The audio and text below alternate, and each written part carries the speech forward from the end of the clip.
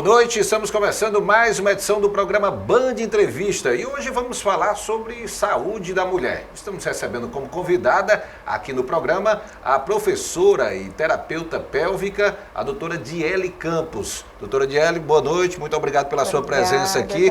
Primeiramente, gostaria de falar aí sobre essa sua especialidade. Ser terapeuta pélvica, obrigatoriamente, trabalha só com a saúde da mulher? Não. A gente tem um ramo muito grande na fisioterapia pélvica, né? A gente reabilita assoalho pélvico. Então, tanto homens, mulheres, crianças, né? Aquela ideia de que criança fazer xixi na cama tá tudo certo, tá tudo errado. Então, esse assoalho pélvico a gente precisa reabilitar em todas as idades. Porém, o mês de março é um mês onde a gente trata a saúde da mulher. Pois é, o mês de março é um mês que se discute muito a questão das doenças que são específicas do público feminino. Vamos falar um pouquinho aí sobre incontinência urinária, que é uma doença que aparece com constância entre as mulheres. Como é que é a questão, quais são os problemas que normalmente aparecem e como é que é o tratamento que é dispensado? Exatamente, a incontinência urinária é uma temática pouco abordada por conta do tabu mesmo na nossa sociedade, né? Uma mulher falar que perde xixi, a gente acaba escondendo até mesmo quando a gente está em consulta médica. Então, conversar um pouco sobre a incontinência urinária dentro do mês de março é muito importante. Então, após a gestação, onde vai aparecer os primeiros sintomas, né? Aquela paciente que corre para ir ao banheiro, a paciente que utiliza fraldas para conter esse xixi, ou ainda até os absorventes. Muitas mulheres pegam os absorventes do período menstrual, utilizam como rotina, utilizam todos os dias para que ela não fique sujando a roupa íntima de xixi. Então, aquela mulher, tanto as mulheres, porque é a temática desse mês, né, os homens que correm para ir ao banheiro por conta dessa incontinência, precisa estar dentro do consultório para a gente reabilitar esse assoalho pélvico. Agora é fundamental consultar o profissional de saúde para saber a forma adequada para enfrentar esse tipo de problema no dia a dia, né? Exatamente. O primeiro médico de contato é o urologista e a nossa sociedade acaba acreditando que o urologista é apenas o médico do paciente homem, não é.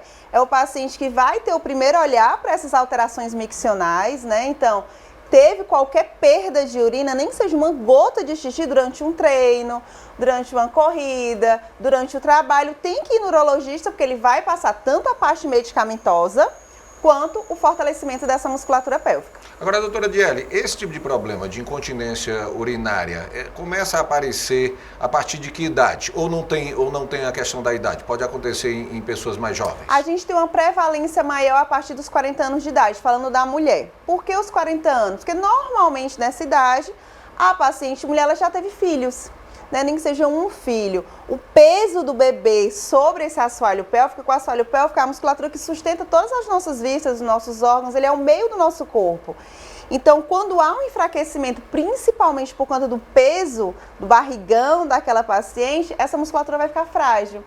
Principalmente de pacientes mais idosas, que o que a gente tem hoje na nossa sociedade? Que as pacientes mais idosas elas já tiveram mais de uma gestação, 1, 2, 3, até 10 filhos.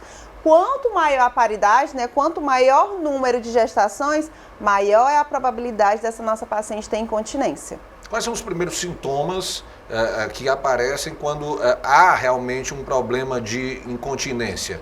É só a questão de várias vezes, vamos dizer, ao dia, ter essa perda de urina? A gente começa a quantificar quantas vezes a gente vai ao banheiro, né? O que é o recomendado? A gente ir até 8 vezes. E essas 8 vezes têm que ser divididas entre manhã, tarde e noite.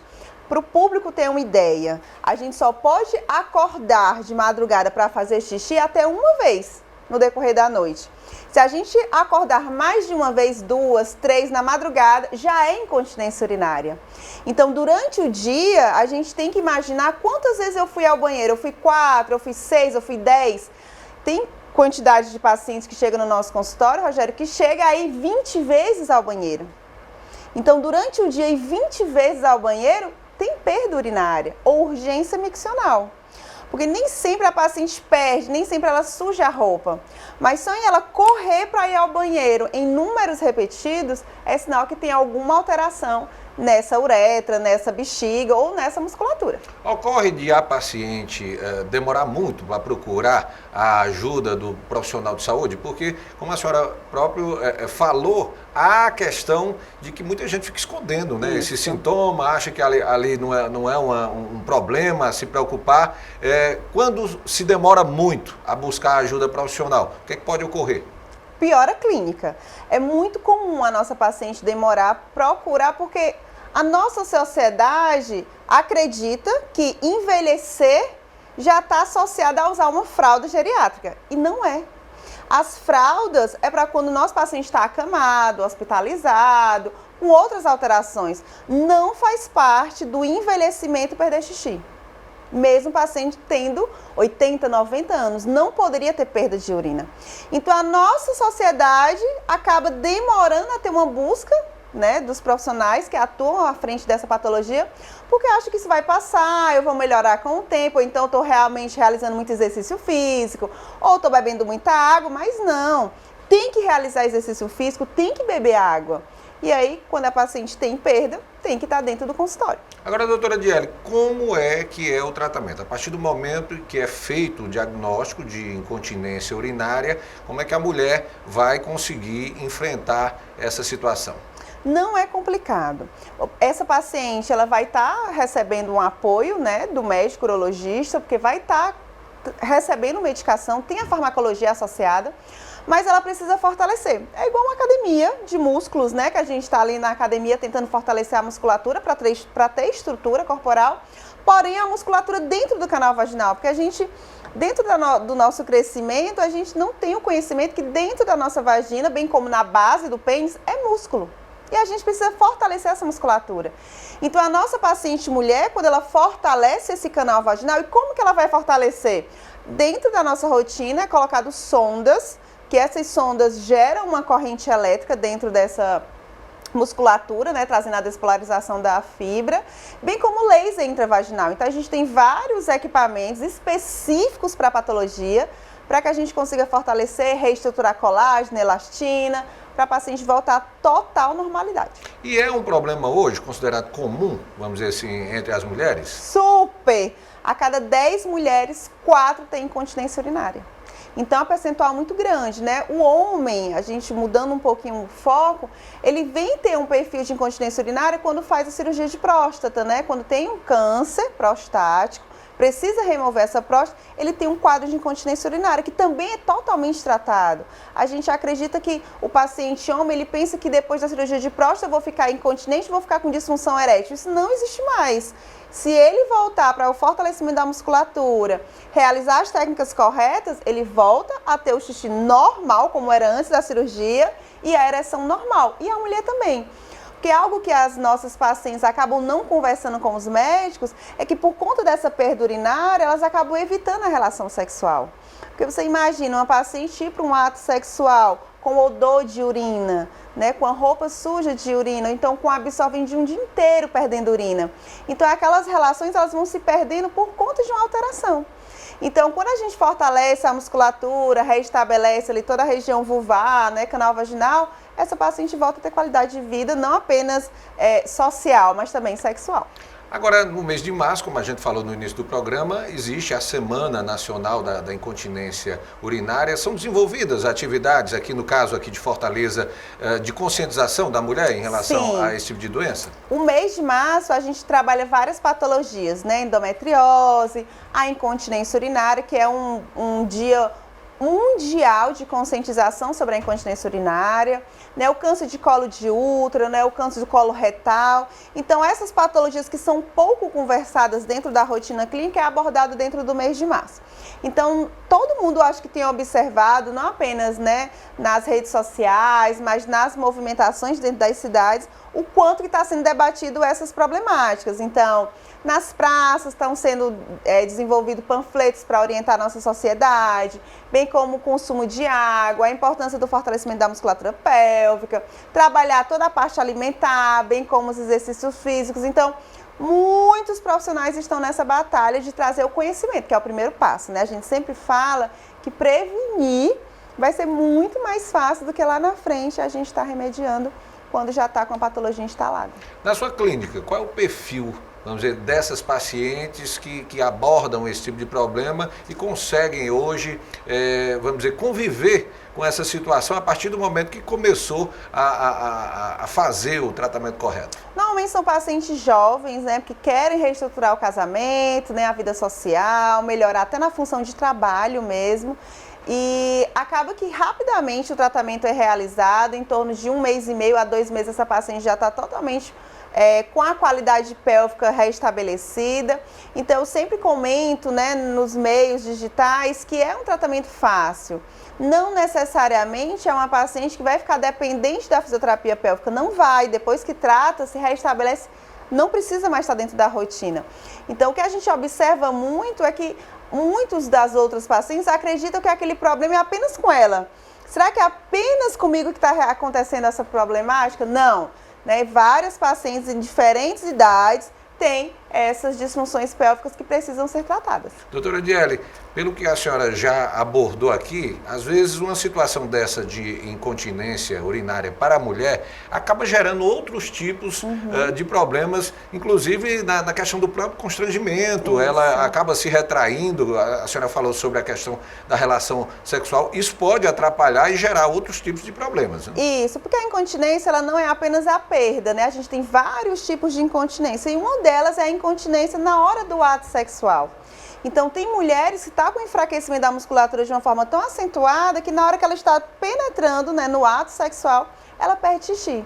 Então, a paciente ela tem um constrangimento muito grande, né? Ter que trocar todo o aparato ali da cama, né? Se explicar para o parceiro, contextualizar a situação, evitando mais relações sexuais. Então, não apenas dentro do trabalho, porque no trabalho a mulher acaba utilizando a fralda ou absorvente para conter, ela fica com medo, né, do odor da urina, às vezes do comentário de sentar numa cadeira e ficar realmente com a mancha ali de líquido, mas na relação, né, conjugal, de fato o maior medo é perder durante o ato sexual. Então, há comprometimento desse assoalho pélvico. E é uma musculatura que ela pode piorar se a gente não trabalhar. A gente pega pacientes que estão tão abaladas com o músculo em questão de fragilidade que ela já chega não apenas perdendo xixi, mas perdendo xixi e perdendo cocô. Doutora Adiele, eu vou pedir aqui um intervalo rápido, daqui a pouquinho a gente continua conversando aqui com a doutora Adiele Campos, que é professora e terapeuta pélvica. Vamos falar sobre outros assuntos relacionados à saúde da mulher. É um instante só, eu estarei de volta.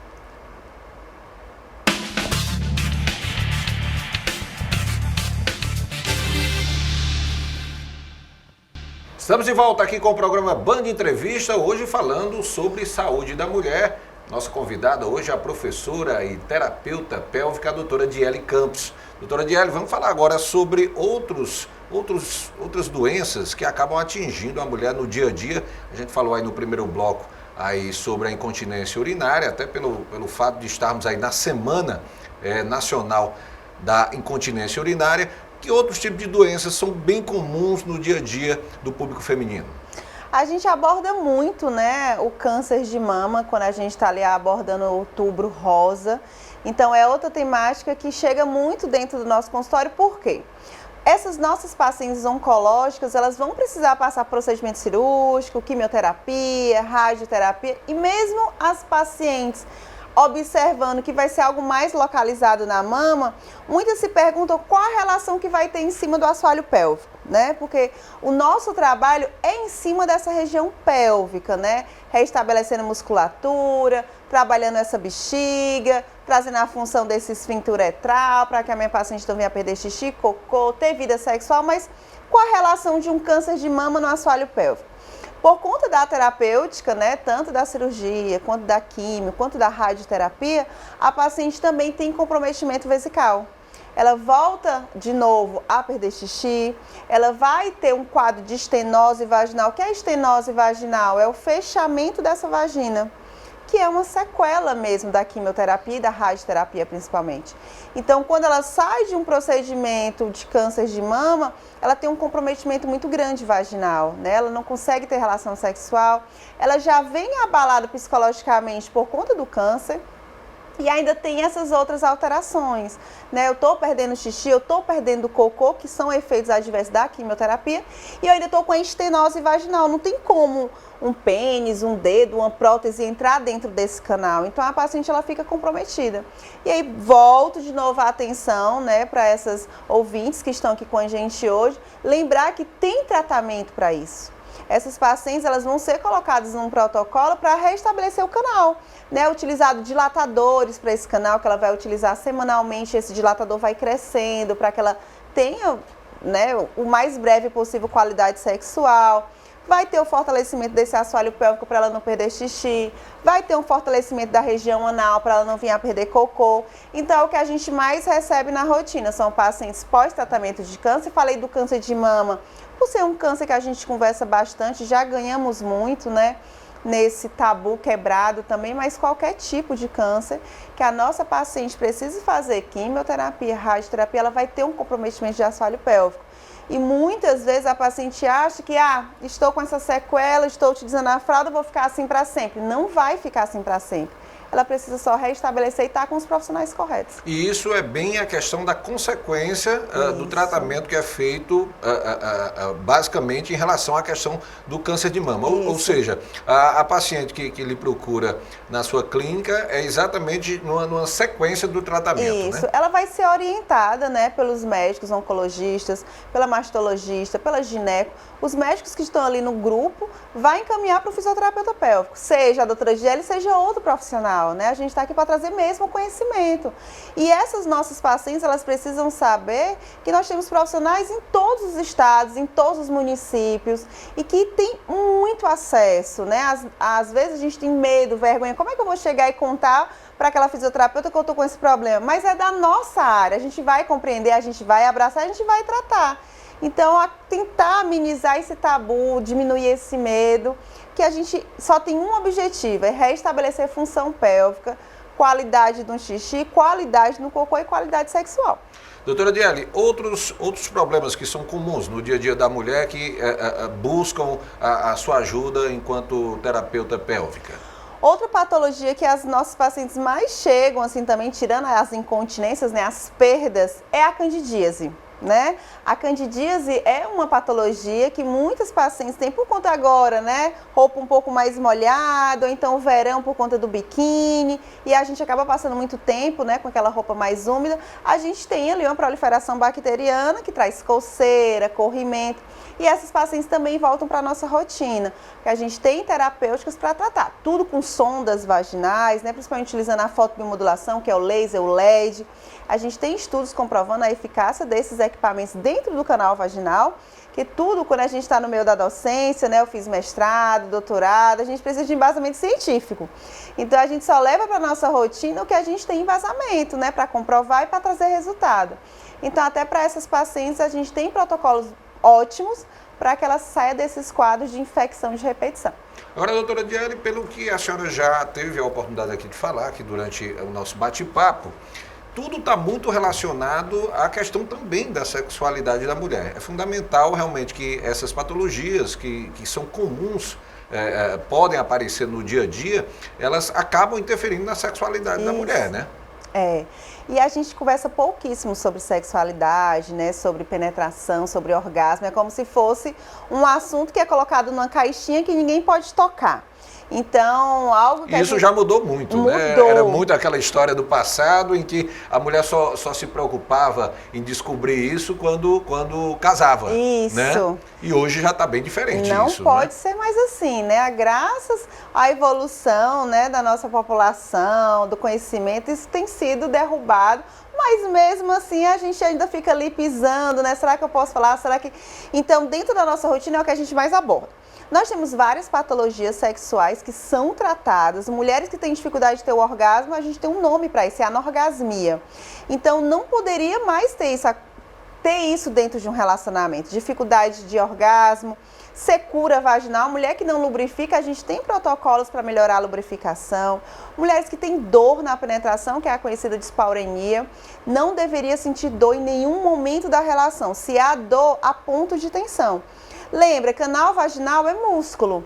Da mesma forma que às vezes com as cargas de bolsa, a gente fica com dor no ombro, dor nas costas, a mulher também sente dor no canal vaginal.